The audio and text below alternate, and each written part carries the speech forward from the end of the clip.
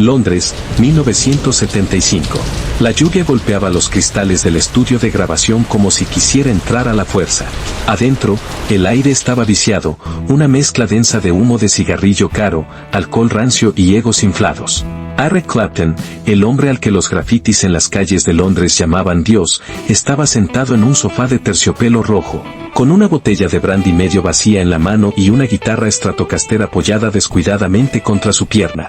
La puerta se abrió y entró un aire frío, seguido por una figura que parecía deslizarse más que caminar. Era Bob Marley. Lo que debería haber sido un encuentro histórico entre dos gigantes, el dios de la guitarra blanca y el profeta del reggae negro, se convirtió en una confrontación que dejaría a uno de los músicos más aclamados de la historia llorando en el suelo, despojado de toda su arrogancia. El momento en que Eric Clapton, con los ojos vidriosos por el alcohol, le dijo a Bob Marley: «Deberías agradecerme, muchacho. Yo te hice famoso, no tenía idea del huracán espiritual que estaba a punto de desatar. Si crees que conoces la historia de Asha the Sheriff, prepárate, porque lo que vas a escuchar hoy no es la versión de las revistas. Es la historia de cómo un hombre que pensaba que podía comprar el alma con técnica, fue desmantelado por un hombre que sabía que el alma no tiene precio». Bienvenidos, familia, a Bob Marley, el legado oculto. Aquí no nos arrodillamos ante los ídolos de barro, venimos a ver las grietas que tienen por dentro. Soy tu narrador, y hoy vamos a ser testigos de un duelo que no fue de puños, sino de verdades. Un duelo entre la técnica perfecta y el espíritu puro.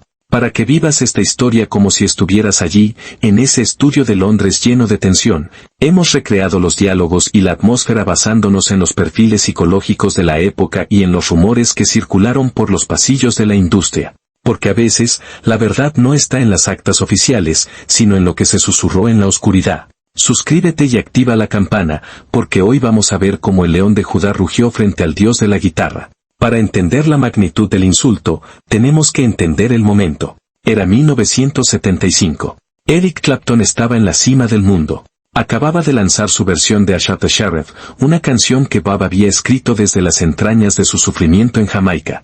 La versión de Bob era cruda, era un lamento, era una denuncia. La versión de Clapton era suave, era pop, era digerible para las radios blancas de Estados Unidos. Y había funcionado. La versión de Clapton llegó al número 1 en las listas. La de Bob, no. Clapton se hizo aún más rico. Bob recibió un cheque de regalías, sí, pero también recibió el dolor de ver cómo su mensaje sagrado se convertía en música de fondo para fiestas de cóctel. Esa noche en Londres, ambos coincidieron en el mismo estudio. Bob estaba allí trabajando en las mezclas de Natty Dread. Clapton estaba allí porque era Eric Clapton y sentía que era dueño de cualquier lugar donde hubiera una guitarra. Bob entró en la sala común buscando un té de hierbas. Clapton ya estaba allí, rodeado de un séquito de aduladores que le reían todas las gracias. Cuando vio entrar a Bob, el silencio cayó sobre la sala. Clapton se levantó, tambaleándose un poco. Su camisa de seda estaba desabotonada, su mirada era desafiante. «Miren quién está aquí», dijo Clapton, arrastrando las palabras con ese acento británico que resumaba superioridad de clase alta. El sheriff en persona. Bob se detuvo. Lo miró con esa calma milenaria que lo caracterizaba. No sonrió, no se inclinó, solo asintió levemente. «Eric», dijo Bob con voz suave. Clapton se acercó, invadiendo el espacio personal de Bob. Olía a licor caro y a arrogancia. «Sabes, Bob», empezó Clapton, poniéndole una mano pesada en el hombro. «Estaba escuchando tu nuevo material. Es lindo, rítmico, pero le falta algo». La sala se tensó. Los ingenieros de sonido miraron al suelo. Nadie le hablaba así a Bob Marley. Pero Clapton, envalentonado por el alcohol y el éxito, continuó. «Le falta pulido, hombre. Le falta técnica. Tu música es, ¿cómo decirlo? Primitiva. Es buena para bailar en la playa. Pero musicalmente, son 3 acordes y un ritmo repetitivo. Deberías agradecerme». Bob levantó una ceja, pero no se movió. «¿Agradecerte?», preguntó, con un tono que no era de enojo, sino de curiosidad genuina, como quien observa a un niño malcriado romper un juguete. «Sí, agradecerme», se rió Clapton, girándose hacia sus amigos para buscar aprobación. «Yo tomé tu cancioncita, Asha the Sheriff, y la convertí en música de verdad. Le puse solos, le puse estructura, le puse calidad. Yo te puse en el mapa, Bob. Antes de mí, eras solo un músico local en una isla pobre. Yo te hice famoso en América. Yo te di una carrera. El aire acondicionado del estudio parecía sonar como una turbina en el silencio que siguió. Era el insulto supremo. El Salvador blanco reclamando el crédito por el arte del hombre negro. Bob se quitó suavemente la mano de Clapton de su hombro. Caminó hasta el sofá, se sentó despacio y cruzó las piernas.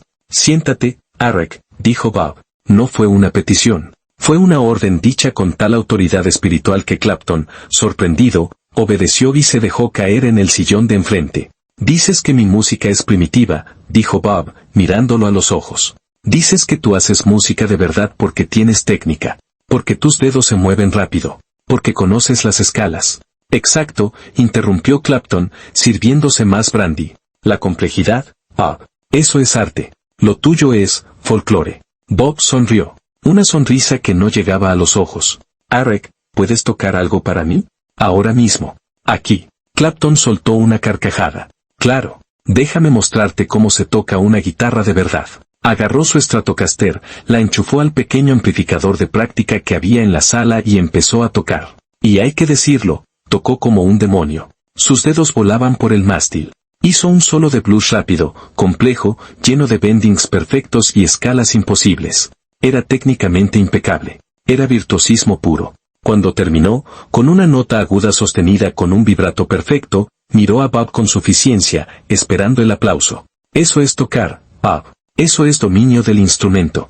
Bob asintió lentamente. Es impresionante, Arek. Tus dedos son muy rápidos. Tu mente es muy rápida. Gracias, dijo Clapton, recostándose. Ahora déjame hacerte una pregunta, dijo Bob, inclinándose hacia adelante. Cuando tocas todas esas notas, ¿en qué estás pensando? Clapton parpadeó. ¿Cómo que en qué estoy pensando? En la escala. En la siguiente nota. En la estructura del blues. Exacto, dijo Bob. Estás pensando. Bob se levantó y caminó hacia una guitarra acústica vieja y golpeada que estaba en una esquina. La tomó. No la enchufó. Se sentó frente a Clapton. Tú tocas desde la cabeza, Arek. Tocas desde el ego. ¿Quieres que la gente diga, miren qué bueno es Arek Clapton? ¿Quieres admiración? Bob rasgueó un solo acorde. Un acorde de sol mayor. Simple. Lo dejó sonar. Y luego empezó a tocar un ritmo de reggae. Chac, chac, chac. Lento. Hipnótico. No había solos. No había velocidad. Pero de repente, Bob cerró los ojos y empezó a tararear. Una melodía triste, antigua, que parecía venir del fondo de la tierra. La sala cambió. La atmósfera de borrachera se disipó. Era como si un espíritu hubiera entrado en la habitación. Bob dejó de tocar y miró a Clapton. Tú llenas el espacio con notas porque tienes miedo al silencio, Arek. Tienes miedo de lo que hay en tu corazón si dejas de hacer ruido. Mi música es simple, sí, porque la verdad es simple. El dolor es simple. El hambre es simple. Tú tocas para impresionar. Yo toco para sobrevivir. Esa es la diferencia entre un músico y un artista. La cara de Clapton se puso roja. Su ego estaba siendo atacado. Eso es filosofía barata, escupió Clapton.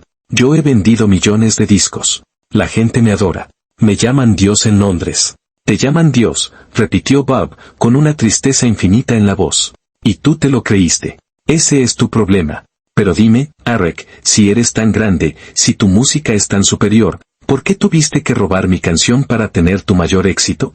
Clapton se puso rígido. Yo no robé nada. Hice un cover. Es un homenaje. ¿Un homenaje? Preguntó Bob. Cantaste, a Shot the Sheriff. Cantaste sobre la brutalidad policial. Cantaste sobre ser perseguido por el sistema. Dime, Arek, tú, un hombre blanco, rico, que vive en mansiones en Inglaterra, ¿cuándo fue la última vez que la policía te persiguió por el color de tu piel?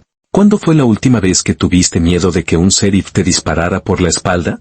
Clapton abrió la boca para responder, pero no salió nada. Cantaste mis palabras, continuó Bob, su voz subiendo de intensidad, pero sin gritar. Copiaste mi melodía. Copiaste el ritmo que mis ancestros trajeron de África. Pero no copiaste el dolor. No puedes copiar el dolor, Arek. Y sin el dolor, la música es solo ruido bonito. Es decoración. Clapton estaba temblando ahora. La copa de brandy tintineaba en su mano. Tú no entiendes, balbuceó Clapton. Yo amo la música negra. Yo amo el blues. He dedicado mi vida a tocar blues. Amas la fruta, dijo Bob cortante. Pero odias el árbol. El silencio fue absoluto. Esta era la acusación más dura. Bob estaba tocando el tema prohibido. He oído lo que dices cuando estás borracho, Arek, dijo Bob, refiriéndose a los rumores que ya circulaban sobre los comentarios racistas de Clapton en sus conciertos. Dices que quieres mantener a Gran Bretaña blanca. Dices cosas horribles sobre los inmigrantes, sobre la gente como yo.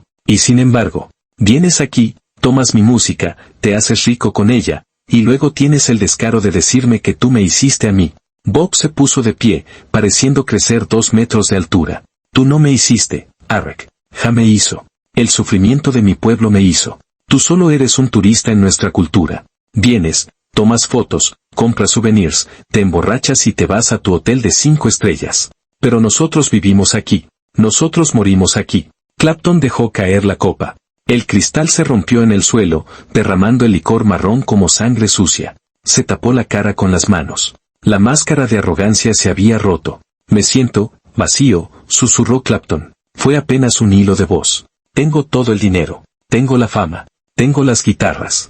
Pero toco, y sigo sintiéndome vacío. Bob vio al hombre roto frente a él. Y en ese momento, el león se convirtió en el cordero. La ira de Bob desapareció, reemplazada por una compasión profunda. Caminó hacia Clapton y puso una mano en su cabeza inclinada. Estás vacío porque estás tratando de llenar un agujero espiritual con cosas materiales, hermano. Estás tratando de llenar tu alma con notas rápidas y aplausos. Y eso nunca funciona. La música no es para recibir, Arek. La música es para dar. Clapton levantó la vista. Tenía lágrimas en los ojos. El dios de la guitarra estaba llorando como un niño perdido. ¿Cómo lo haces, Bob?, preguntó Clapton. ¿Cómo tocas con esa cosa que yo no tengo? El one drop, dijo Bob sonriendo. El ritmo del reggae. ¿Sabes cuál es el secreto? Dejas espacio. No tocas en el primer tiempo. Dejas que el espíritu entre. Tú quieres controlar cada segundo de la canción. Tienes que soltar, Arek. Tienes que dejar que Dios toque a través de ti. Bob se sentó a su lado. Hiciste mucho dinero con mi canción, Arek, dijo Bob suavemente. Sí, mucho, admitió Clapton, avergonzado. ¿Y qué hiciste con ese dinero? ¿Compraste más autos? ¿Más drogas? ¿Más casas? Clapton asintió. En Jamaica, dijo Bob, con el dinero que gané, abrí comedores. Compré uniformes para los niños. Construí casas para los que no tenían techo. Porque la música no es mía. Es de ellos. Yo solo soy el mensajero. Tú crees que la música es tu propiedad. Por eso estás triste. Porque cuando la música se acaba, te quedas solo con tu ego. Y el ego es un mal compañero de cama. Clapton se secó las lágrimas con la manga de su camisa de seda. Me siento un fraude, confesó. He pasado toda mi vida imitando a los músicos negros de blues, tratando de ser ellos. Y ahora me doy cuenta de que nunca podré serlo. No tienes que ser nosotros, le dijo Bob con firmeza. Tienes que ser tú. Pero tienes que encontrar tu propia verdad, Arek, tu propio dolor. No robes el nuestro. Usa el tuyo. Y por el amor de Dios, deja de escupir en el plato del que comes. No puedes amar la música negra y odiar a la gente negra. Eso te envenena el alma. Eso es lo que te está matando, no la heroína ni el alcohol. Es la hipocresía.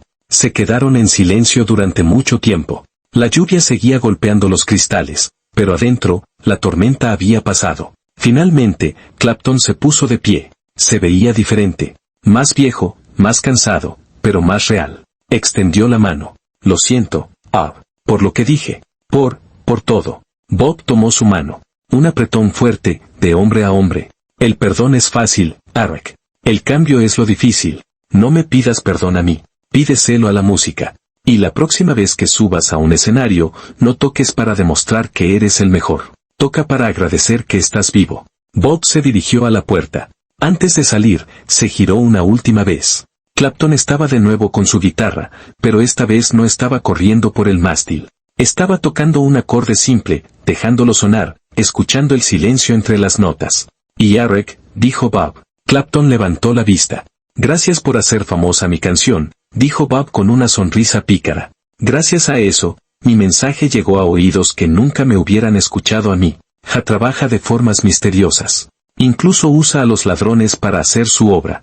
Bob salió del estudio, dejando atrás a un Eric Clapton destrozado y reconstruido. Se dice que esa noche cambió algo en Clapton. No se volvió un santo de la noche a la mañana.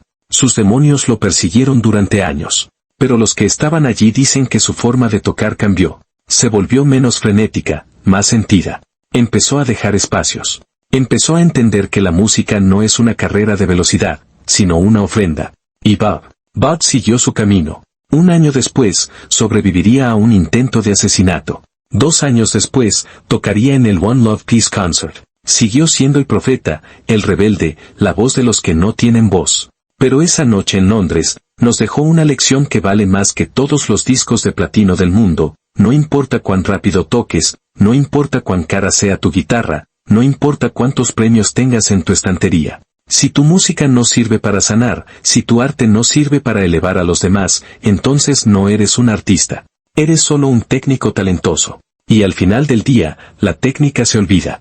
Pero el alma es eterna.